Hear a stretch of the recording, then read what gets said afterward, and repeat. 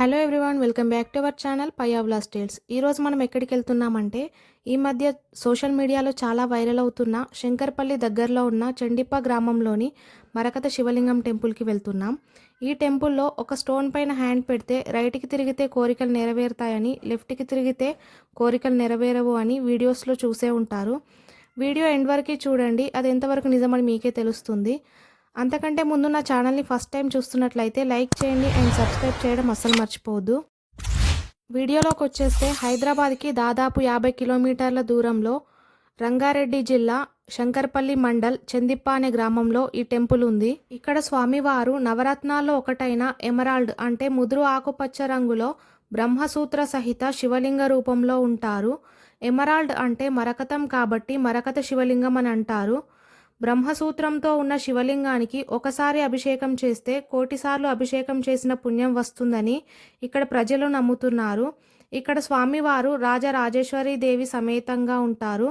ఇక్కడ భక్తులే స్వయంగా అభిషేకం చేస్తారు. ప్రత్యేకంగా బుధవారం, గురువారం ఇక్కడ అభిషేకం చేసిన వాళ్ళకి ఆరోగ్య సమస్యలు తగ్గుతాయని ఇక్కడ ప్రజలు చెప్తున్నారు. 11వ శతాబ్దం నాటి చాణుక్యరాజులు ఈ శివలింగాన్ని ప్రతిష్ఠించారని, శ్రీరాముడు సైతం ఈ మరకత శివలింగాన్ని పూజించాడని నమ్ముతారు.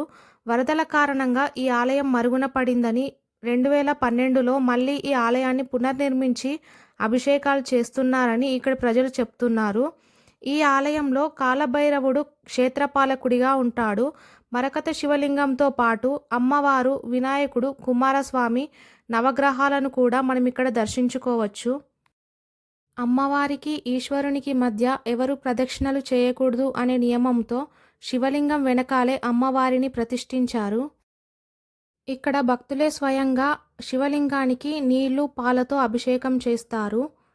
ఈ ఆలయంలో క్షేత్రపాలకుడు అయిన కాలభైరవుడి ముందు ఒక రాయి మీద చెయ్యి పెట్టి కోరికలు కోరుకుంటారు. ఈ రాయిని 2012 ఆలయ పునర్నిర్మాణం తర్వాత నర్మదా నది నుంచి తెప్పించి ఇక్కడ పెట్టారంట. ఒక భక్తుడు ఆ రాయి పైన చెయ్యి పెట్టి కోరిక కోరుకున్నప్పుడు ఆ రాయి రైట్ సైడ్ రొటేట్ అయ్యి ఆ వ్యక్తి కోరిక నెరవేరిందని, అప్పటి నుంచి ఇక్కడికి వచ్చిన భక్తులు ఈ పద్ధతిని అనుసరిస్తున్నారని చెప్తున్నారు. చాలామంది చాలా దూరం నుంచి వాళ్ళ విషెస్ ఫుల్ఫిల్ అవుతాయా లేదా తెలుసుకోవడానికి ఇక్కడికి వస్తున్నారు.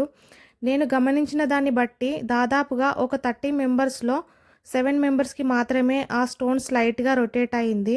చాలామందికి అసలు ఎటు రొటేట్ అవ్వకుండా డిసప్పాయింట్ అయ్యి వెళ్ళడం నేను గమనించాను. దీని వెనుక ఒక సైంటిఫిక్ రీజన్ కూడా ఉంది. ఆ స్టోన్ స్మూత్గా ఓవెల్ షేప్లో ఉంది కాబట్టి మనం హ్యాండ్తో ప్రెషర్ ఇచ్చినప్పుడు ఆ స్టోన్ యొక్క సర్ఫేస్ అన్ఈవెన్ ఫ్రిక్షన్తో స్లైట్గా రొటేట్ ఫోర్స్ క్రియేట్ అవుతుంది. అంటే మనం ఆ స్టోన్ మీద హ్యాండ్స్ పెట్టినప్పుడు మన 2 హ్యాండ్స్ ప్రెషర్ ఒకేలా లేకపోవడం వల్ల అన్ఈవెన్ ఫోర్స్ ఏర్పడి స్లైట్గా లెఫ్ట్కి కానీ రైట్కి కానీ రొటేట్ అవ్వడం జరుగుతుంది. కొంతమంది ఆ ప్రెషర్ స్టార్టింగ్ నుంచి ఎండింగ్ వరకు అలానే ఉంచడం వల్ల ఆ స్టోన్ అనేది మూవ్ అవ్వదు. మన ఫ్యూచర్ ఎప్పుడైనా ప్రెజెంట్ మనం చేసే పనులను బట్టే ఉంటుంది. ఇలాంటి చిన్న చిన్న విషయాలకు డిసప్పాయింట్ అవ్వకండి. అండ్ ఈ టాపిక్ పైన మీ అభిప్రాయం ఏంటని కామెంట్ బాక్స్లో కామెంట్ చేయండి. ఇది ఈరోజు మన వీడియో. నా వీడియో మీకు నచ్చినట్లయితే లైక్ చేయండి, షేర్ చేయండి అండ్ సబ్స్క్రైబ్ చేయడం అసలు మర్చిపోవద్దు.